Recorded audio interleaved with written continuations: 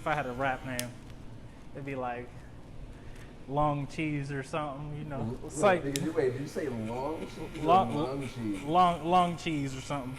Long cheese? Like LONG. Wait. You can ask why. I don't even know. I don't know if I want to. For real, yeah. If it makes you feel any better, I don't know why. It was the first thing I came up with. Okay, because in my head I'm like, Is there a reason behind it? it? Sounds like an OnlyFans name. Hey, you want to see some long cheese? Check out my OnlyFans. Subscription starting at $10. $10.99. DMs are free. Oh god. We do explicit shit, like eat monster cheese and provolone, and the occasional penis will come out. Welcome to Bars with Majin Barber. I'm Majin Barber, and today with me we got Mo the Madman, or as some people may know him, this is Vaughn. Welcome on the show, Vaughn. Today we just got a handful of questions for you, man. We're gonna do a little light fade, nothing crazy.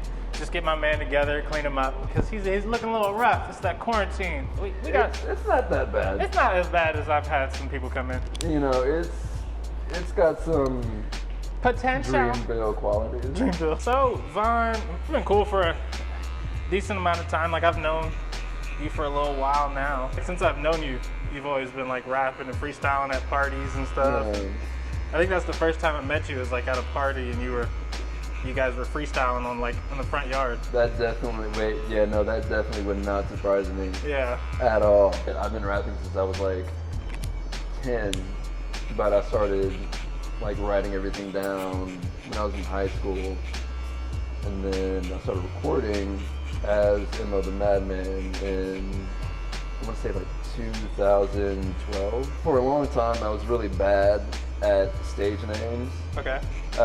So the Mo, it's just my middle initials. Okay. And then the Madman part, I got off of a Wu-Tang Clan name generator. Wu-Tang Clan ain't nothing to fuck with. Wu-Tang Clan ain't nothing to fuck with. I remember watching Dave Chappelle a while back, and they were doing a race draft.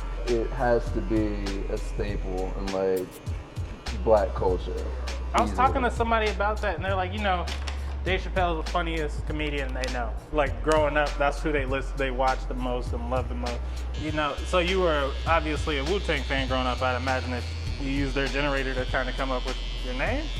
Yeah. Okay. Yeah, well, and also, Childish Gambino also got his name from a Wu-Tang Clan name generator. Oh, for real? Yeah, and I was just like, that's not a bad idea. Yeah.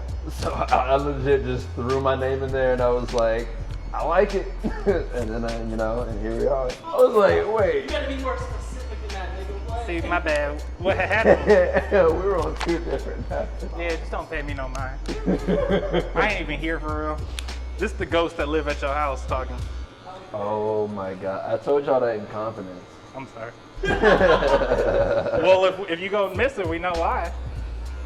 First off, that ghost ain't gonna do shit. Casper ass, Springly wannabe, scary ass. Casper ain't that so friendly ghost looking ass. The only thing I can do is change the channel, head ass. Oh, throwing my remote at niggas' heads and shit, face ass. Redundant, paranormal activity, head ass. Oh, get your brakes beat off. That's why you dead, face ass bitch. Just talk shit through a ghost. That's why you dead, bitch.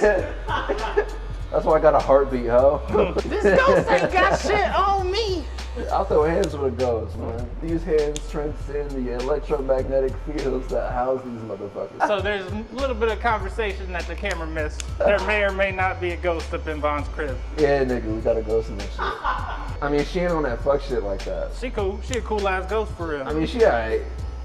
I fuck with her. She a little petty. So, what's this Reflections? I've seen some of the shit, but let's inform everybody what this Reflections project or situation is. Yeah, so Reflections is my new album that drops next week. Okay. It drops on the 28th. Okay. It was a project that I started working on ahead of the quarantine. I wanted to do something a little more introspective, still keeping it fresh. Did it bring any more challenges than it normally would, trying to do this during a quarantine? At first it did. For a long while, I didn't have my own like recording shit like I used to. Okay. Just from like moving around and shit getting lost. And I was about to start going to record with a couple friends, and then the quarantine dropped. Okay. So then I was at this point where I was like, shit, I'm sitting on all these songs that I've written, but I can't do anything about it. And I was like starting to get real pissed off and frustrated. And I was like, you know what? I'm gonna figure this shit out. I found all this shit I needed to record off my phone. I got this shit thanks to the government and that stimulus check. All right, send another one, please. This Stimmy Wimmy. This was a government-funded project. Trump paid for your album, kid. See, I did that on purpose because in my head I kind of feel like I'm hoeing them. I honestly just hit the ground running, just started recording. And then George Floyd happened and all the protests and all that shit. You went to the protest. Yeah. I wanted to, but my wife's like, you got a kid at home. I'd rather you not get, anything to happen.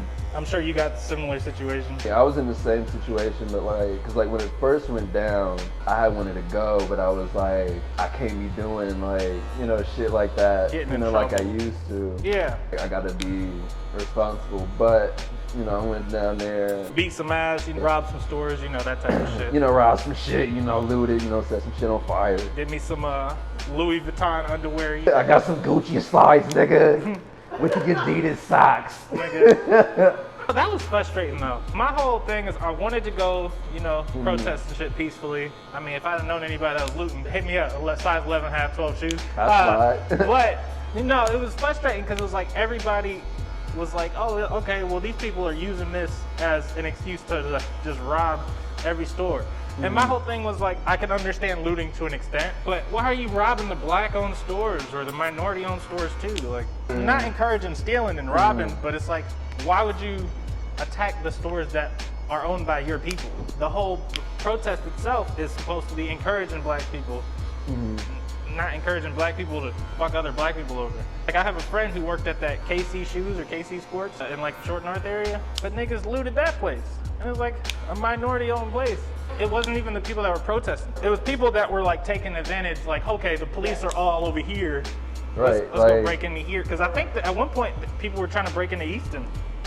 Oh, shit. I didn't hear about that. That's a fortress, my nigga. At least you got parking.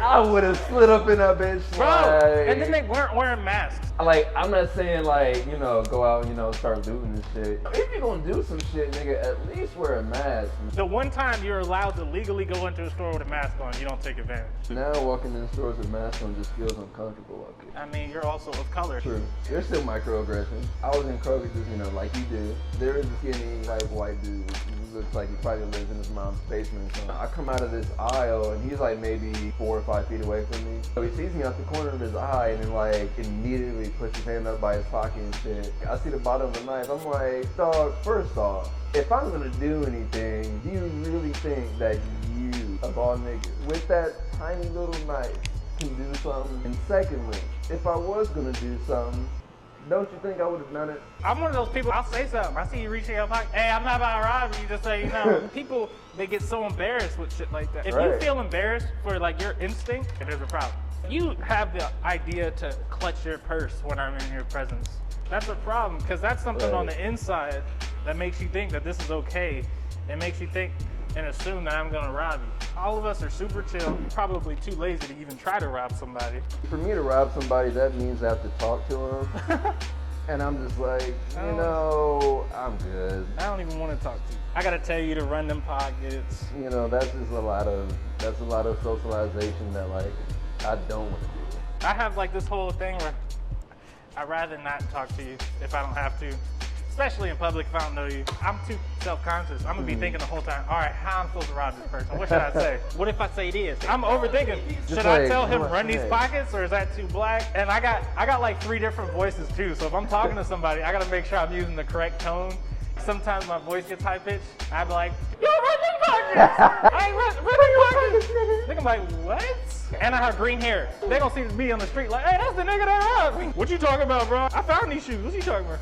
I just bought these shoes from this dude that I robbed. I mean, I'm gonna fuck around and forget that I robbed you. I'm just way too chill to do that shit. I walk up to him and be like, hey man, I'm gonna need you to come out your pockets. I'm gonna need you to do me a favor. Hey, bro, I almost had to like run somebody's pockets. I was cutting hair. I'm talking to one dude in my chair, he's my client, I'm cutting his hair. We're talking about prices at the shop. Other dude was sitting in the shop talking and he jumped in our conversation. Oh, that's too much, blah, blah, blah. I can go to the such and such and get it this much. And I'm like, well, go there then. The whole conversation, he's like in it. He's like acknowledging the pricing. So, finish the dude in my chair's hair. And then he gets in the chair. And he's trying to get me to do this, that, and the third, and trying to get me to do extra stuff. So he gets up out the chair and he's like, 15 cool, right? And in my head, I'm like, yo, that's mad disrespectful because I told you how much it was before you sat in my chair and you acknowledged it. You pretty much just robbed me. It's not even the fact that it's another $5 or $10, however much I was charging at the time. It's not even the fact that you ain't got it. It's the fact that you wasn't real with me in the first place. In my head, I'm like, either I could beat him up and take whatever he got in his pockets. Like, I'm taking the 15 and whatever you got in your pockets. Look, this ain't my barbershop I'm working at, so I ain't gonna do this to him, because then it's gonna come back and bite the owner in the butt. But I wanted to. I told the owner, he's like, that's the correct way to do it, but he's like, I can't say I would've did the same. I'm like, all right, cool. I just wanted to make sure, because I was this close to so reflections. Yeah. A lot of tangents. And we're back. Back to the interview.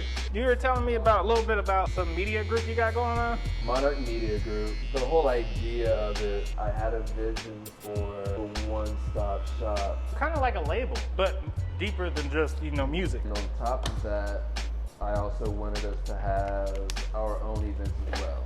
Hold up, I'm gonna flash y'all real quick.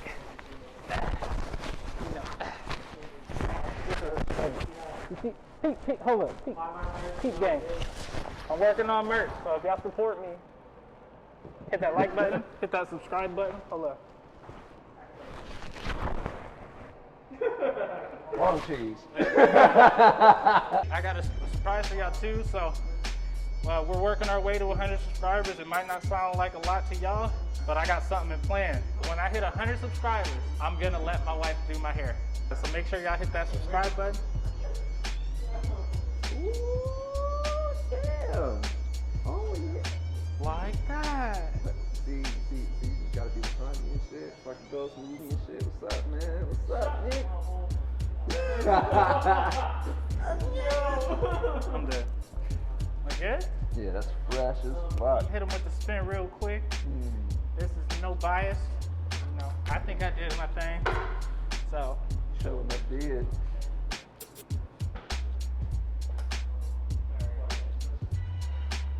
Yeah, like that. You might make another baby later. Let them know about the project you got. We know it's coming out. So this is your time to plug yourself. Reflections comes out next week on the 28th, August 28th, on all streaming services. So peep that shit. For all my Columbus niggas who about they shit, who about they business, hit me up if you aren't doing anything or if you're trying to get on board with Monarch, anything we're doing over on that field. Hit me up. You can follow me on Instagram at MO the Madman. Check my man out, Reflections. His links will all be in the description. Hit that like, subscribe, share with your friends, please. We appreciate you on the way to 100. Love you guys. We're out of here.